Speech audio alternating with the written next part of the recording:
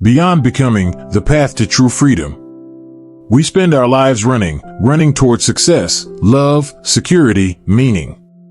We chase dreams, build identities, accumulate achievements. And beneath it all is a quiet hope that if we just do enough, become enough, we will finally be at peace. But what if peace isn't found in becoming more, but in ceasing to become altogether?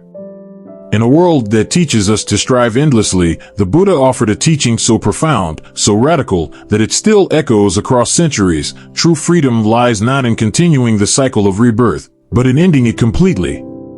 Unlike many traditions that speak of heaven or better lives after death, Buddhism points in a different direction, not upward, not outward, but inward, toward the extinction of craving, the dissolution of ego, the cessation of becoming.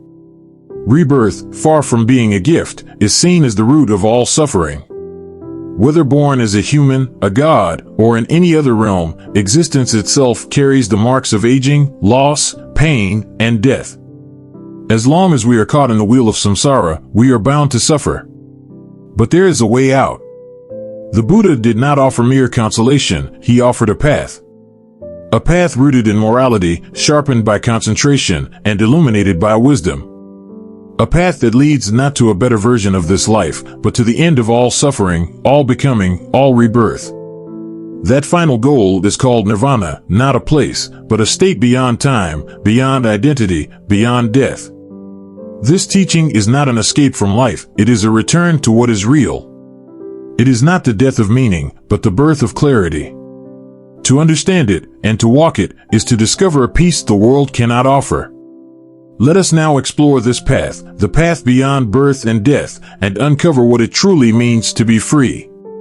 1. Buddhism does not see rebirth as an ideal, but as the root of suffering. In many cultures and belief systems, the idea of being reborn, especially into a better life, is seen as hopeful and even comforting.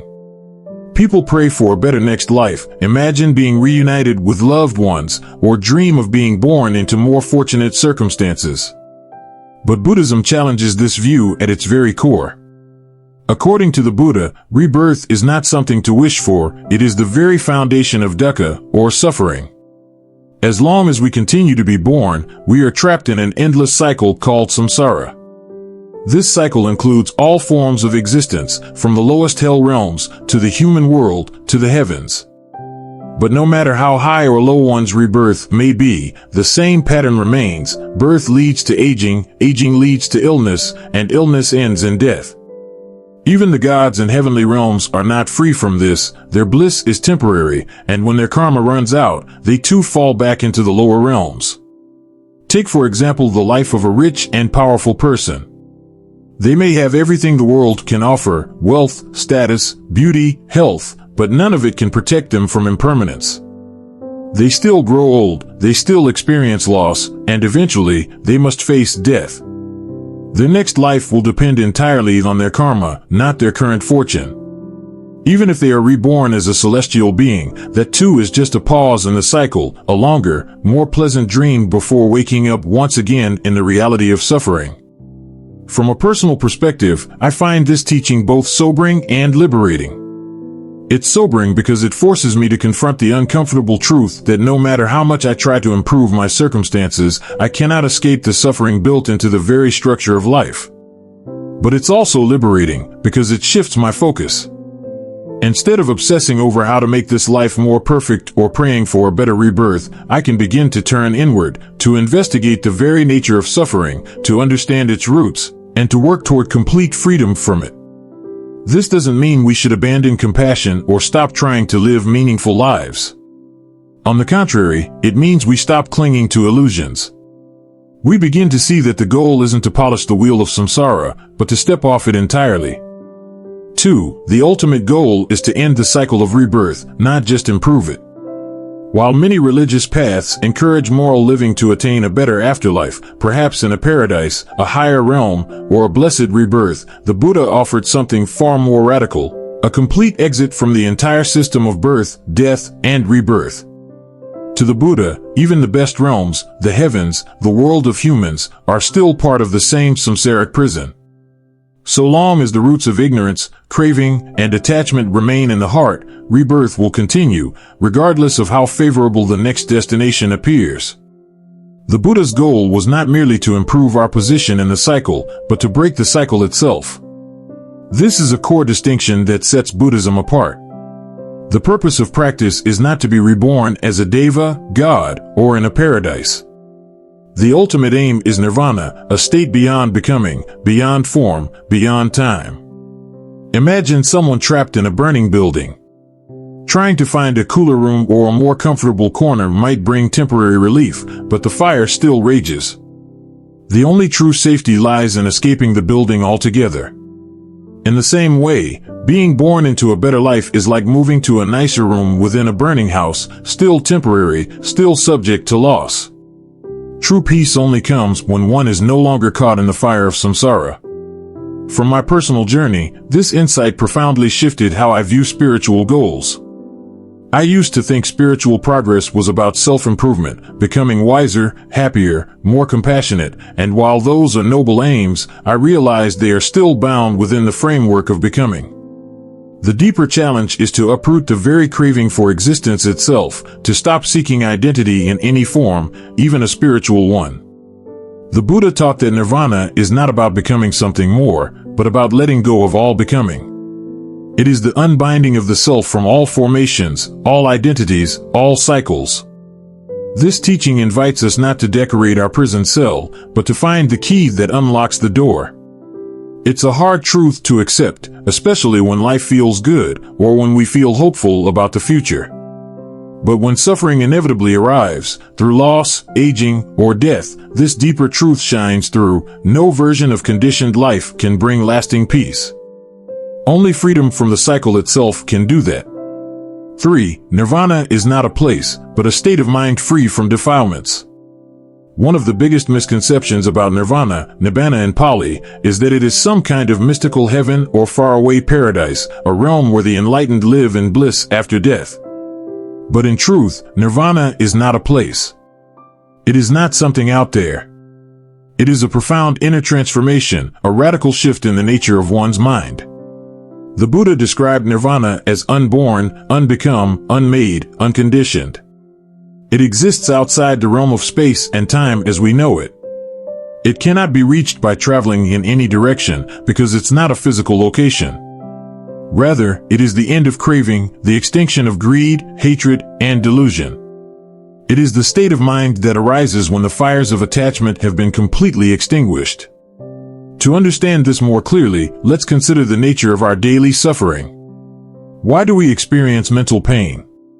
It's not just because of external events, it's because we react to them with attachment, aversion, and confusion. We cling to what we like, we push away what we dislike, and we misunderstand the nature of what is happening. These reactions are what the Buddha called kilesas, the defilements that cloud the mind. When we are ruled by greed, wanting, we chase after pleasure and possessions, thinking they'll make us happy. When we are ruled by hatred, aversion, we resist reality, fight against pain, and lash out at others. When we are ruled by delusion, ignorance, we believe in a permanent self, a stable world, and lasting satisfaction, even when everything around us screams impermanence. But imagine a mind that is no longer caught in these habits. Imagine a mind that, when faced with pleasure, doesn't cling. When faced with pain, doesn't resist. When faced with change, doesn't panic. That is the mind of nirvana. Calm, steady, clear, not because the world is perfect, but because the defilements are gone. From a personal perspective, the idea that nirvana is not somewhere else, but a state of being changed everything for me. It made the goal of practice feel closer, more real, not something that happens after death, but something that can begin now, in this very life. Whenever I catch a moment of deep presence, when the mind is still and free from craving, even if just for a second, I get a glimpse of what freedom might feel like. Of course, full realization is far deeper than a passing moment of peace. It requires the complete uprooting of the three poisons, greed, hatred, and delusion. But this understanding also removes the fantasy that nirvana is something magical and far away. It reminds us that the real path is here, in the way we meet our everyday thoughts, emotions, and attachments. Some might ask, if there's no self, who experiences nirvana? That's exactly the point. Nirvana is the cessation of that illusion, the letting go of the very idea of me and mine. When the false self no longer dictates our experience, what remains is a boundless stillness, a purity beyond conceptual grasp. And perhaps that's why it's so hard to talk about nirvana. Language can describe fire, but it can't capture what it feels like to be free from its burning heat forever. The Buddha didn't speak in poetic metaphors when he described nirvana. He used words like cooling, extinguishing, ceasing. Nirvana is not the reward at the end of a long journey. It is the falling away of the very need to journey at all. It is not the ultimate achievement, but the end of all striving. It is not a new self, it is the ending of the illusion of self. And this is why the Buddha placed so much emphasis on inner transformation. Only when the defilements are fully extinguished does the wheel of rebirth come to a complete halt. No craving, no clinging, no becoming, no birth. That is the peace the Buddha pointed to. That is true freedom. 4. The path to end birth and death, morality, concentration, and wisdom. If nirvana is the final freedom, the end of birth, death, and suffering, how does one reach it? The Buddha laid out a clear and practical method, not based on belief or divine favor, but on direct inner transformation. This method is known as the path of Sīla, morality, Samādhi, concentration, and Paññā, wisdom, a gradual training that purifies the mind and breaks the chains of samsāra. Let's look at each step in depth. 1. Sīla, morality, creating a foundation of purity. The path begins with ethical conduct. Morality in Buddhism isn't about blind obedience to commandments, but about training the mind not to harm, not to generate negative karma, and to live in harmony with others. By following precepts, such as refraining from killing, stealing, lying, sexual misconduct, and intoxication, we begin to disentangle ourselves from actions that bind us to rebirth. Think of karma like planting seeds. Every harmful act plants seeds of suffering, every wholesome act plants seeds of peace. When we live unethically, our minds are restless, guilty, and confused. But when we keep our conduct clean, our conscience becomes light and spacious, the ideal soil for meditation. Example, a person who lives with integrity, even in difficult circumstances, may not escape hardship, but they sleep peacefully at night. Their mind isn't haunted by regret or fear. That inner stillness is the ground from which deeper transformation can grow. From personal experience, I've found that even small moral lapses, a lie, a harsh word, an act done out of selfishness, disturb the mind long after the moment has passed. But when I uphold my values, especially when it's hard, there's a quiet strength that begins to form inside, a strength that becomes the fuel for deeper inner work. 2. Samādhi, concentration, training the mind to be still. Once morality stabilizes our external behavior, the next step is to turn inward, to quiet the storm of thoughts, emotions, and distractions that dominate our daily lives. This is where concentration, or meditative absorption, comes in. The Buddha taught that a well-trained mind is like a still lake, clear and calm, capable of seeing the truth as it is. Without concentration, the mind is scattered and weak, pulled in every direction by desires and fears. But with focused attention, we begin to access deep states of serenity, and eventually, insight. Samādhi isn't just about peace, it's about power. A concentrated mind can pierce through the illusions that keep us trapped in samsāra. Example, when I began meditating regularly, even just 20 minutes a day, I noticed how chaotic my mind had been all along.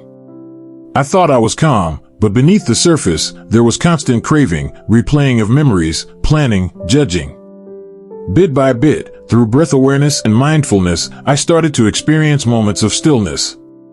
And in those moments, I felt what the Buddha meant by freedom from agitation. It's not dramatic, it's deeply subtle.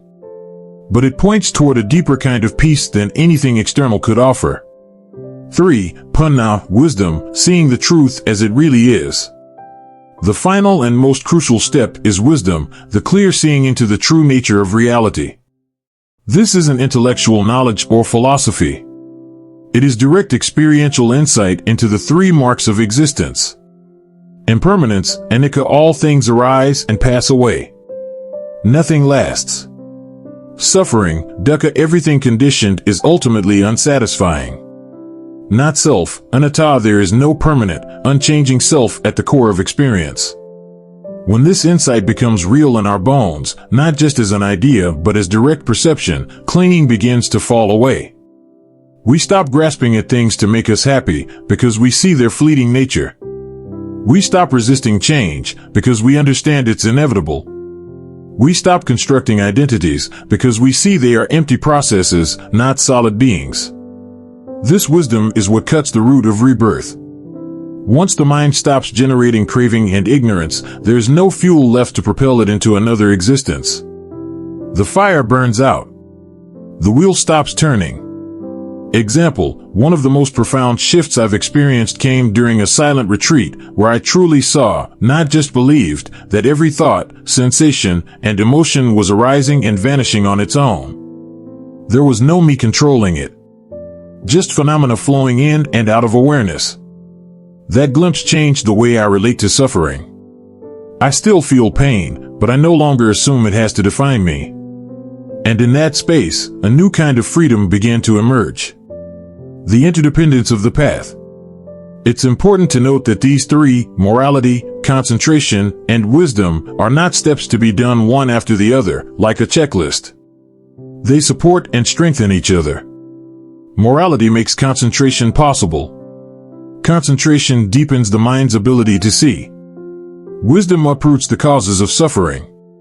Together, they form a path of liberation, walked step by countless practitioners throughout history, including the Buddha himself. And the beauty of this path is that it's not based on blind faith. It's based on practice, on inner honesty, and on seeing clearly. In the end, the journey is not toward something outside of us, but toward the deepest silence within us, the stillness that remains when all grasping ends. That stillness is called Nirvana. And the path to it begins now, in this very moment, with the choice to observe, to understand, and to let go. 5. The Enlightened Ones, those who have ended the cycle of rebirth. In the Buddhist tradition, there are individuals who have fully walked the path, reached the end, and stepped beyond the cycle of birth and death. These beings are called the Arahants, the fully awakened ones who have eliminated all defilements, ended karma, and no longer generate causes for rebirth. Their journey is complete. But there is an even rarer figure, a Buddha, one who not only reaches full liberation on their own, without a teacher, but also discovers and teaches the path so that others may follow. While both Arahants and Buddhas are free from samsāra, the Buddha's compassion and clarity in guiding others mark a unique role in the world. Arahants, the accomplished ones. An Arahant has destroyed all the mental defilements, called asavas, including the most subtle forms of ignorance, craving, and conceit. They no longer generate karma because they no longer act from delusion or desire.